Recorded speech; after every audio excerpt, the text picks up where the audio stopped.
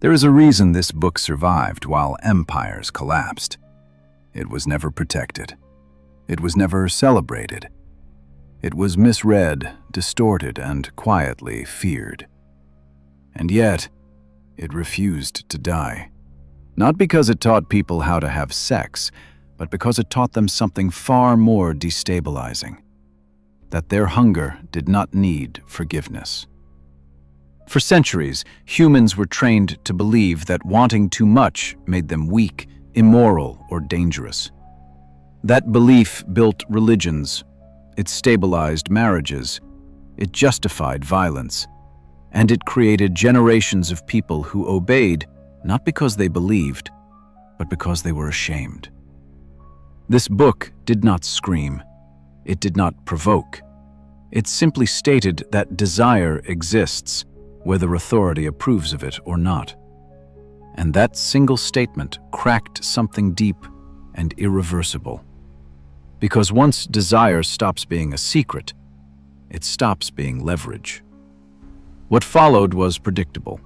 Censors arrived, not with fire, but with mockery. Translators arrived, not to clarify, but to dilute. And later, merchants arrived, to turn meaning into spectacle. Today, most people think they know this book. They joke about it, they dismiss it, they scroll past its name without discomfort. And that is the final illusion of safety. Because the danger was never in the pages. It was in what those pages did to people who actually listened. They began to notice how much of their lives were built on suppression. They noticed how obedience had been confused with virtue, and once that realization takes root, it does not create peace, it creates fracture. This is the story of a book that did not corrupt societies. It exposed them. And exposure always comes with consequences. The fastest way to neutralize a dangerous idea is to mislabel it. That is exactly what happened here. By branding this book as erotic, authorities ensured most people would never take it seriously. Serious threats are not laughed at. They are studied. So laughter became the shield. The truth is, this book spends far less time on bodies than it does on power. It examines desire not as indulgence, but as structure, how it forms, how it shifts, how it binds people together or tears them apart, depending on whether it is acknowledged or denied. It treats wanting the way a strategist treats force, something that must be understood because pretending it does not exist only guarantees it will be misused. In the world that produced this book, desire was not naive. It was political. It influenced marriages, alliances, inheritance, and stability. And the book approached it with unsettling calm. No warnings, no shame, no moral panic. That calm was the provocation. It refused to declare desire sinful or sacred. It simply declared it real. And reality is harder to control than sin. Because sin can be punished, reality has to be managed. This book suggested that desire, left unexamined, becomes chaotic. But desire was unselected by looking at. But desire was not betime. That desire becomes predictable, not intelligible. That distinction terrified systems built on ignorance. It implied that control achieved through suppression was fragile. It implied that people who understood themselves would comply less automatically, question more often, and tolerate hypocrisy less patiently. This is why the book framed pleasure as one part of a larger balance, not an escape from responsibility, but not subordinate to it either. It placed desire alongside duty, not beneath it, and hierarchy cannot survive equality framed as normal. The book did not demand rebellion. It made obedience feel unnecessary. And that is always more dangerous than open defiance, because defiance can be crushed. Unnecessary obedience simply erodes, and erosion does not announce itself. It happens quietly, in bedrooms, in thoughts, in the private moments where people begin to realize that the rules governing their bodies were never designed for their well-being. That realization does not create chaos overnight. It creates doubt. And doubt is the slowest, most reliable weapon against control. This is why the book was never truly banned. It was buried under misunderstanding. Because a misunderstood book cannot awaken anyone. And awakening was the one outcome power could not afford. Power did not invent shame by accident. It engineered it. Shame is efficient. It requires no guards, no chains, no constant enforcement. Once internalized, it turns people into their own wardens. They begin to monitor their thoughts, their impulses, their bodies without being asked. This is the quiet genius behind moral systems built on fear. They do not need to prove anything. They only need you to feel watched, even when you are alone. The book threatened this mechanism by refusing to attach disgust to desire. It did not romanticize it, but it stripped it of terror. And when terror disappears, so does compliance, rooted in fear. This was unacceptable, because fear is not just a tool of control.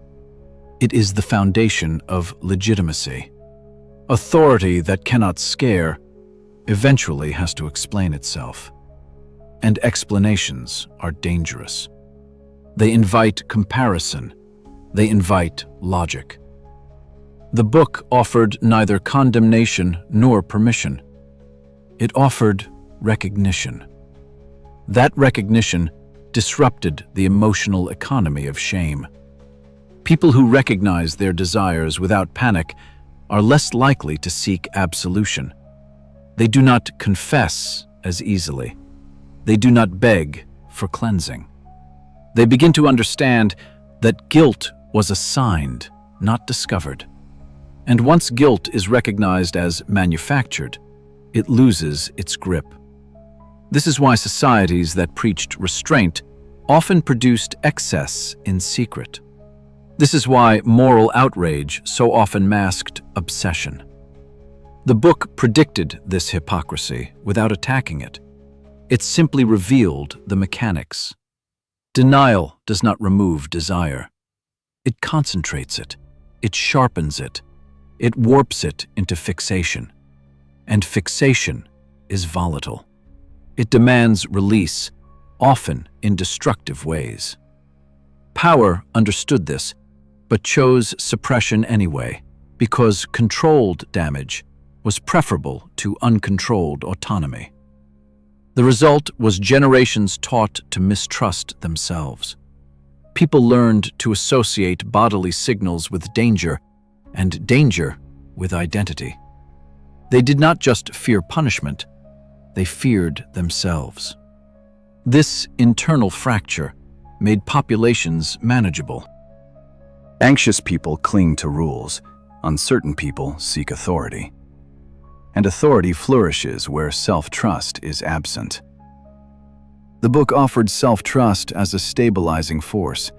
That alone made it a threat. Because a society of people who trust their own perceptions does not kneel easily. And so shame was preserved, refined, and moralized. Not because it protected souls, but because it protected structures. The cost of this choice was never measured honestly.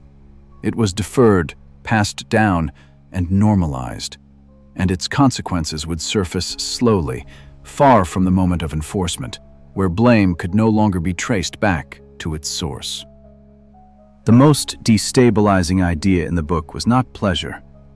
It was consent. Not as a legal formality, but as a psychological center. It treated desire as something negotiated, not assumed. It acknowledged refusal without punishment. It acknowledged preference without shame.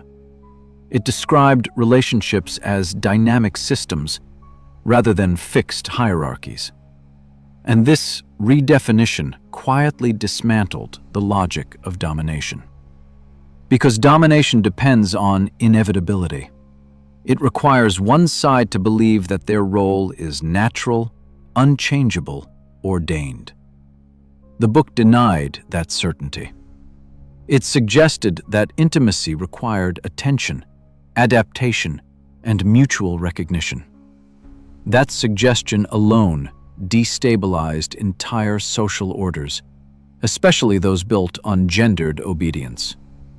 Women were not addressed as objects to be managed, but as participants with interiority, with thresholds, with agency.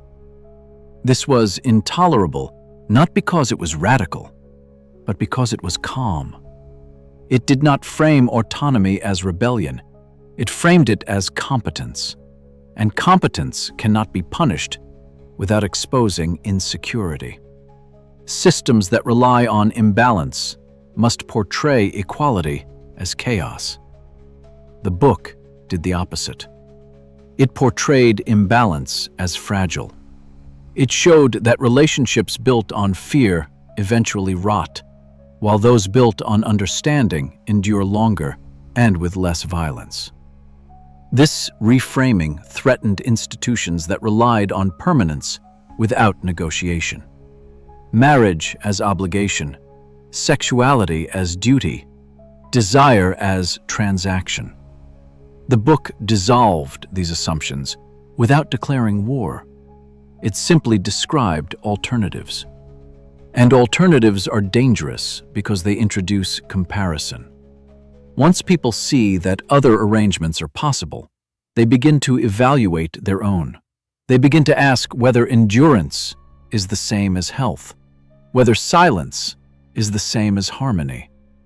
This questioning does not create immediate rebellion. It creates distance. Distance between role and self. Distance between expectation and truth. And in that distance, loyalty weakens. This is why consent had to be reframed as indulgence, and choice had to be painted as excess. The book's calm articulation of mutuality was transformed into scandal, so that its core idea would never be examined seriously. But the idea survived. It lingered beneath cultural narratives, waiting for conditions where it could resurface, not as doctrine, but as discomfort. That discomfort appears whenever people sense that something about their relationships feels imposed rather than chosen. And imposed intimacy always leaves residue. Resentment, unspoken anger, a slow erosion of trust. The book did not invent these fractures.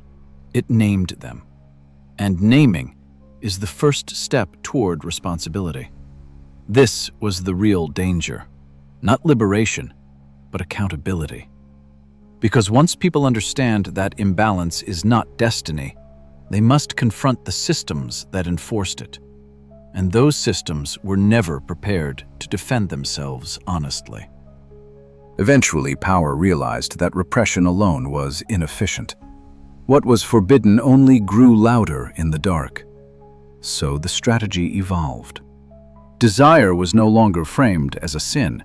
It was reframed as a product. This shift looked like freedom, but it was something colder.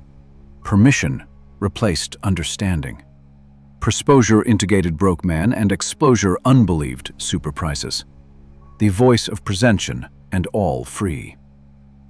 This shift looked like freedom, but it was something replaced understanding. Exposure replaced intimacy. People were allowed to see everything, as long as they felt nothing deeply. This was not a cultural accident. It was a containment strategy. The book had warned that desire without awareness collapses into compulsion, and compulsion is predictable. Predictable people are easier to manage than reflective ones. So, pleasure was detached from context, from patience, from mutual recognition. It became fast, visual, repeatable, endless novelty with no memory. The more people consumed, the less they felt. The less they felt, the more they consumed. And this loop generated profit, compliance, and exhaustion all at once. The dangerous aspect of desire had never been its intensity. It was its capacity to clarify, to reveal dissatisfaction, to expose imbalance. When pleasure becomes noise, it loses that clarifying power. It no longer asks questions. It only fills time. This is why modern societies appear saturated with sexuality, yet starved of connection. They speak openly about bodies, but avoid speaking honestly about needs. They display desire, but refuse vulnerability. They confuse availability with freedom, and in doing so, they neutralize the very awareness the book once encouraged. This is not liberation. It is sedation. A sedated population does not revolt. It scrolls. It compares. It self-corrects endlessly, never asking why fulfillment feels permanently out of reach. The book had framed desire as something that required attention, dialogue, limits chosen rather than imposed. Modern culture stripped away all of that and called the result progress. But progress that produces numbness is not progress. It is displacement.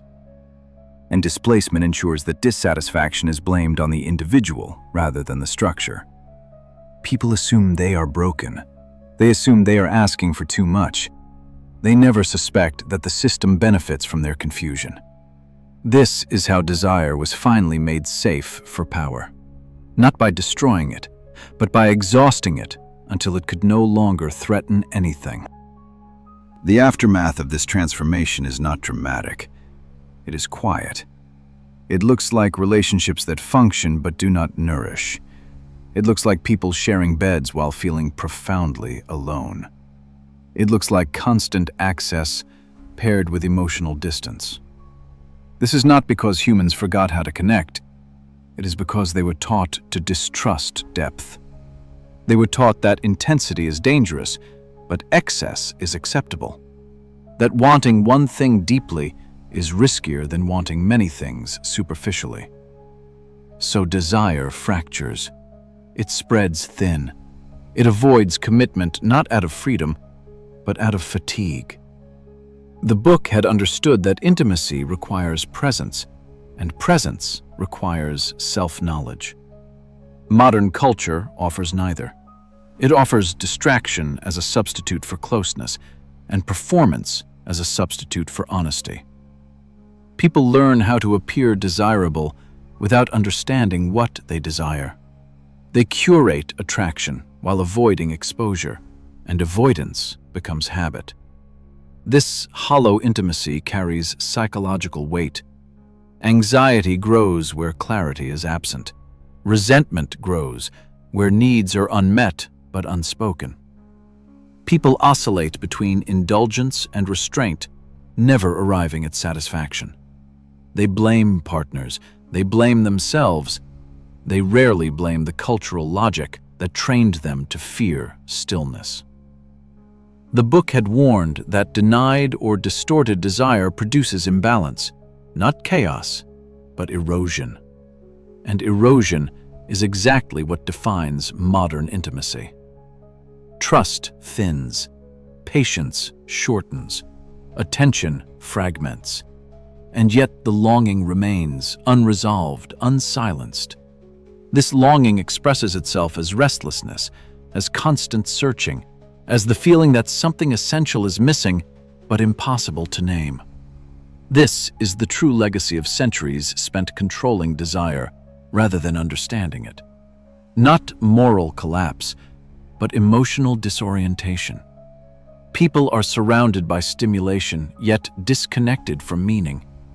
They are encouraged to want everything except clarity. and clarity is the one thing that could interrupt the cycle. The book offered that clarity long before a modern psychology articulated it. It did not promise happiness. It promised coherence. And coherence threatens systems that rely on confusion to survive. This is why the book still feels uncomfortable today.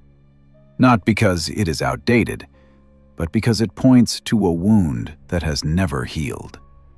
And wounds that remain unhealed eventually demand attention, one way or another. The final stage of control does not look like oppression. It looks like choice. Everything is available immediately, without consequence. And yet, this abundance produces not satisfaction, but paralysis. When desire has no friction, it loses shape. It becomes background noise rather than direction. People scroll through possibilities the way earlier generations navigated prohibitions, with the same anxiety, but without the clarity of resistance.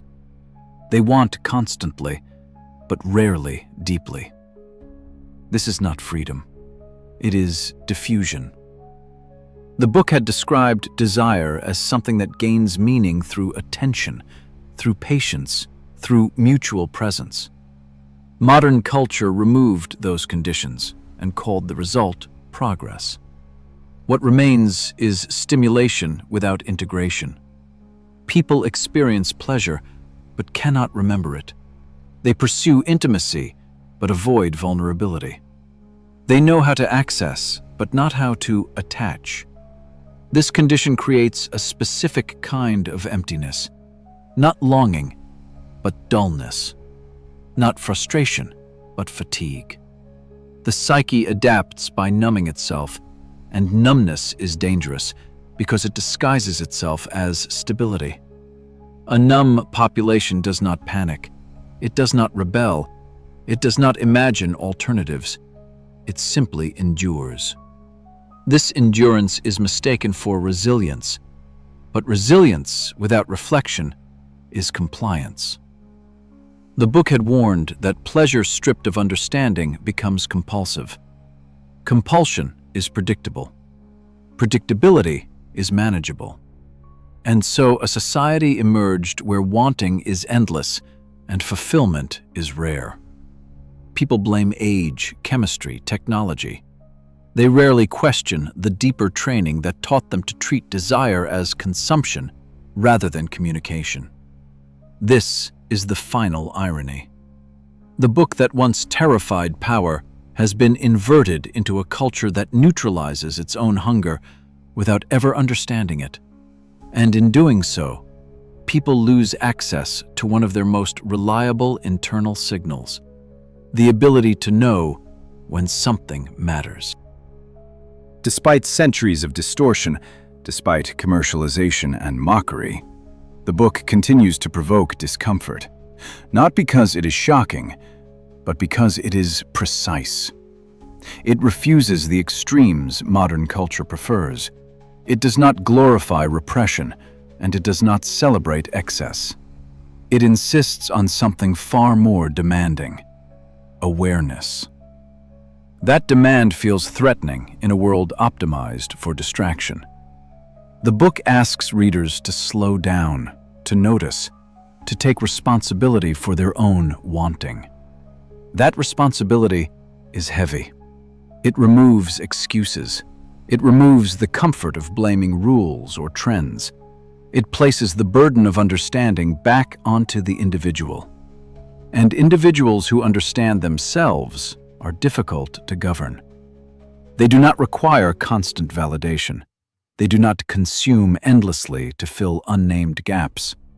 They recognize when a desire is genuine and when it has been engineered. This discernment is the last thing systems built on manipulation can tolerate. This is why the book is still treated as a joke or a scandal. It must be anything except serious, because taking it seriously would force a reckoning, not with sex, but with agency, not with morality, but with control.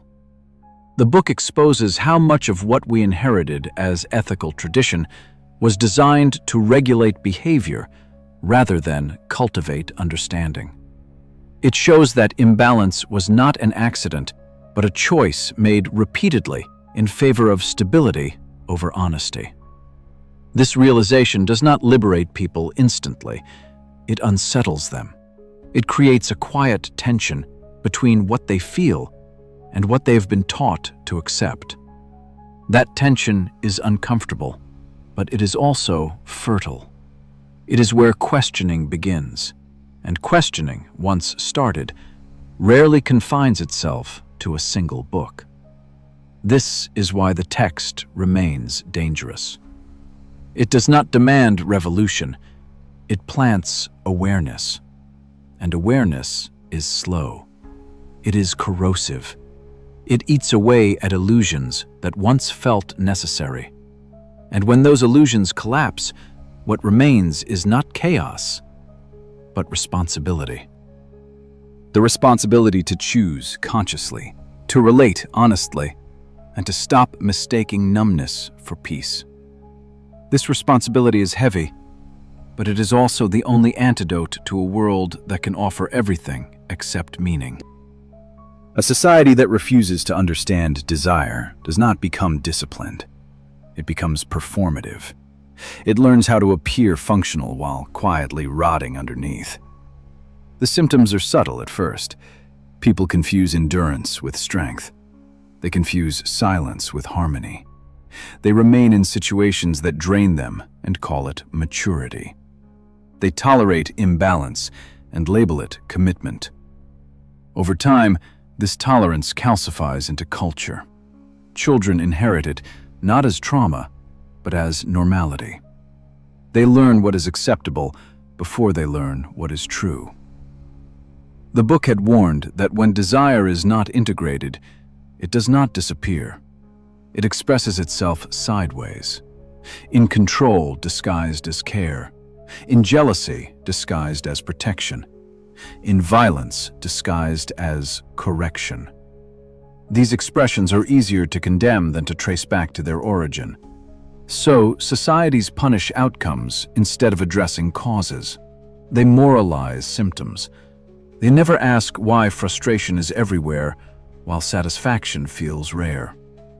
This avoidance preserves order in the short term, but it hollows meaning in the long term. People grow skilled at surviving, but clumsy at living. They navigate rules effortlessly and relationships poorly. They sense something essential is missing, but cannot articulate what it is, because the language for it was buried generations ago. This is the slow damage of refusing self-understanding. Not collapse, but stagnation. Not rebellion, but quiet despair. And despair that never speaks becomes the most efficient form of control. It is important to say this clearly. The book does not offer salvation. It does not promise fulfillment. It does not guarantee harmony. What it offers is far less comforting and far more disruptive. It offers responsibility. Responsibility for one's own attention. Responsibility for one's own choices. Responsibility for distinguishing between desire that arises from truth and desire that is manufactured by fear, comparison, or lack. This responsibility removes the safety of ignorance. It demands presence, and presence is exhausting in a world designed to keep people distracted. The book assumes a reader willing to observe themselves honestly, without expecting absolution. That assumption alone makes it incompatible with systems built on obedience. The book does not tell people what they should want. It insists they learn how to recognize what they actually want. This distinction is dangerous because it dismantles manipulation. Manipulation depends on confusion. It thrives when people cannot tell the difference between hunger and habit. Once that difference becomes clear, entire industries lose influence. entire moral frameworks lose authority. This is why the book was never embraced openly. It could not be used without changing those who used it. And power has never been comfortable with tools that transform rather than command. In the end, the safest fate for a dangerous idea is not destruction, but ridicule. If people laugh, they do not look closely. If they reduce something to caricature, they never have to confront its implications. This is what happened here. The book became a joke, a punchline, a symbol emptied of seriousness. This allowed societies to claim openness without doing the work of understanding.